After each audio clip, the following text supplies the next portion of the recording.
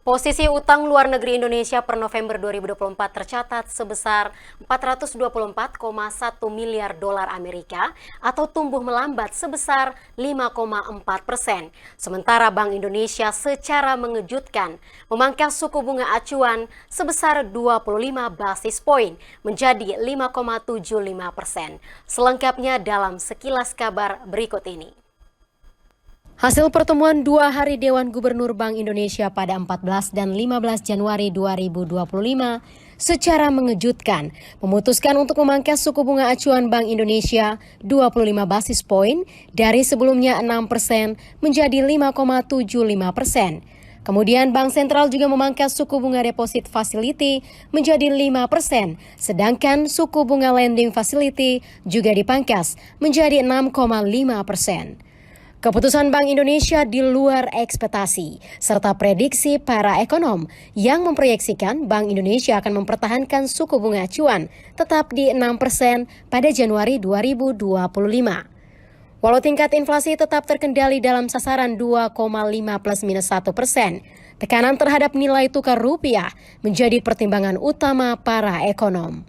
Selain itu, ekspektasi kebijakan moneter The Fed untuk lebih berhati-hati didorong oleh tekanan inflasi terus berlanjut di Amerika Serikat.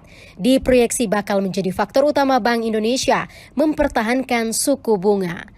Terkait nilai tukar rupiah, Gubernur Bank Indonesia Peri Warjio menegaskan bahwa Bank Indonesia akan terus memperhatikan pergerakan nilai tukar rupiah, prospek inflasi, serta dinamika kondisi yang berkembang dalam mencermati ruang penurunan suku bunga moneter. Menteri Energi dan Sumber Daya yang merangkap sebagai Ketua Satgas Hilirisasi, Bahlil Lahadalia, berencana untuk membuat aturan baru mewajibkan perbankan dan lembaga keuangan lainnya untuk menyalurkan kredit untuk mendanai proyek hilirisasi. Bahlil menjelaskan langkah ini bertujuan untuk mengurangi penggunaan sumber dana dari anggaran pendapatan dan belanja negara. Rencananya tidak hanya bank plat merah, tetapi pemerintah turut mewajibkan bank swasta dan lembaga keuangan swasta lainnya di Indonesia. Menurut Bahlil, idealnya APBN untuk mengurus rakyat, urusan makanan bergizi, urusan kesehatan, hingga infrastruktur. Terkait rencana Satgas Hilirisasi, Panin Sekuritas melihat potensi pertumbuhan kredit investasi perbankan, termasuk kredit sindikasi untuk mengatasi likuiditas perbankan. Selain likuiditas, hal yang perlu diperhatikan yakni resiko kredit serta kecukupan modal perbankan. Posisi utang luar negeri Indonesia pada November 2024 tumbuh melambat. Bank Indonesia mencatat per November 2024, posisi utang luar negeri Indonesia tercatat sebesar 424,1 miliar dolar Amerika. Atau secara tahunan, posisi utang luar negeri tumbuh 5,4% lebih rendah jika dibandingkan pertumbuhan pada bulan Oktober 2024 sebesar 7,7%.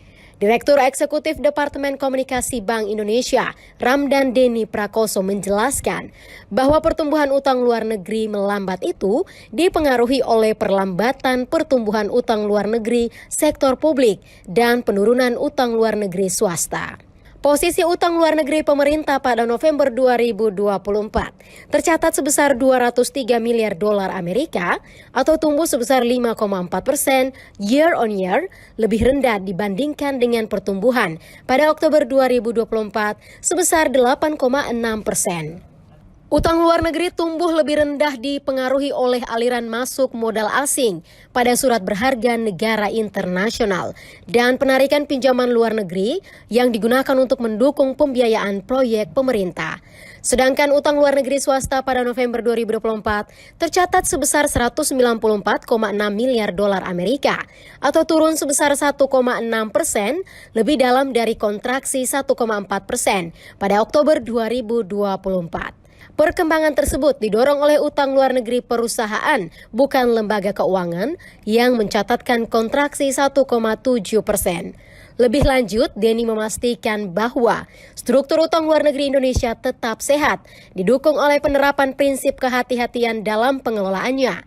Hal itu tercermin dari rasio utang luar negeri Indonesia terhadap produk domestik bruto tetap terjaga sebesar 30,5% pada November 2024, yang dominan utang luar negeri jangka panjang dengan pangsa mencapai 84,7% dari total utang luar negeri.